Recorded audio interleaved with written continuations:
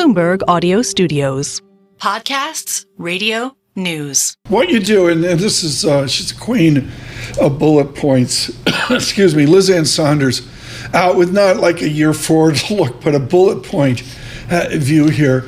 Ann Sonders, I was talking to the derivatives expert, Amy Wu Silverman, about ATH. What does all-time high do to how we invest? Well, it certainly works through the psychological channels, especially for individual investors, and I think it helps drive some of the momentum. But we also have to look at what's going on underneath the surface, and that's been a story we've been speaking about and writing about really for the past couple of years, kind of this idea of a tale of two markets, or maybe what Michael Keene used to say about the duck, calm on the surface and paddling like the Dickens underneath. And, over the past year, on a year-to-date basis, S&P hasn't even had a 10% correction. We've had, I think a record-breaking number of all-time highs, but the average member within the S&P has had nearly a bear market level maximum drawdown, and it's even more extreme for the NASDAQ. The average member maximum drawdown within the NASDAQ is 47% this year. It's just happened through a lot of rotation and churn under the surface, which you wouldn't necessarily notice if you're only focused on cap-weighted index level gains, where we do sit still at or near all-time highs. What you just heard, folks, worldwide, and particularly across American exceptionalism,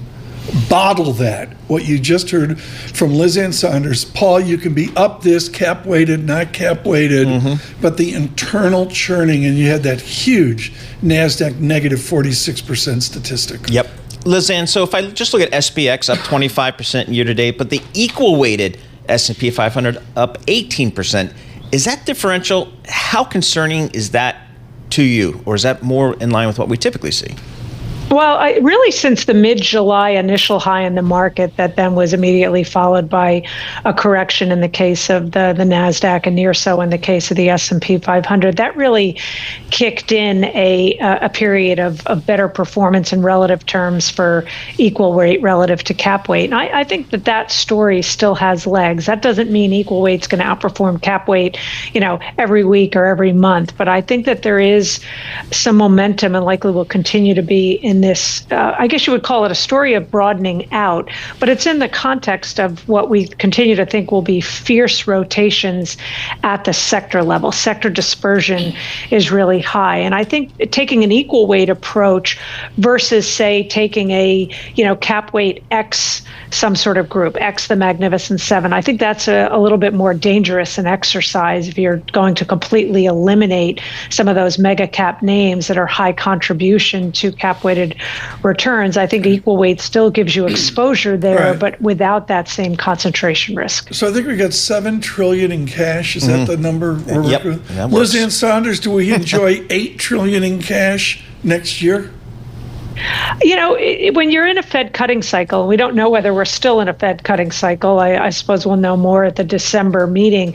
Surprisingly, perhaps, flows tend to continue to be positive into money market funds. So when I hear this sort of cash on the sideline story suggesting that some or a lot of that money sitting in money market funds is some immediate or near-term fuel for the equity market, I'm not so sure about that, especially now given stickiness on the high side across the sort of yield structure. And I think some of that money may have actually come from riskier parts of the market, including equities when interest rates were moving up. And I'm not sure that money quickly moves back into the equity market. So I think at least the money there that's sticky. But I think if the Fed goes into pause mode and we don't see a continuation of this easing cycle, yes, I do think there could be more money that moves into money markets. Ann, talk to us about kind of your view of the earnings. We're just finishing up this earnings cycle, and we've got a lot of companies, or some companies, providing guidance for the future. Were earnings strong enough to support this market here, or you have some concerns coming out of earnings?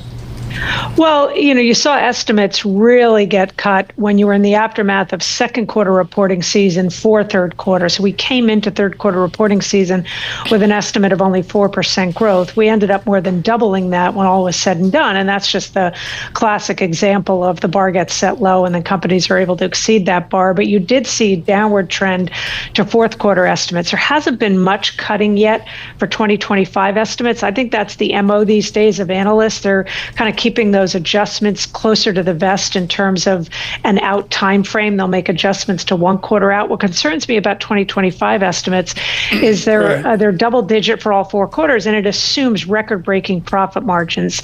That may be a bit tricky, especially given the uncertainty with regard to tariffs. Two quick questions. What's your number one factor to study, to analyze into 2025? Rate of change in terms of profitability factors versus level. Do you do cash flow as well? Strong free cash flow, high interest coverage, strong return on equity, those quality factors, I think. Yeah. But I think the rate of change versus level is maybe more important this year. Hot stove lead. Kevin Gordon's a free agent. Are you going to bring him back for 2025? He's not. Of course, I'm bringing him back for 2025. Good. Absolutely. Does the charts. I mean, she's out there. Liz Ann's listening to Led Zeppelin. Gordon's doing all the work. Yep, just so exactly. you know, that's the way it's He's a good working. guy. Liz Ann Sonders, Kevin Gordon, thank you so much. With Charles Schwab, and Ms. Sonders is chief investment strategist there as well.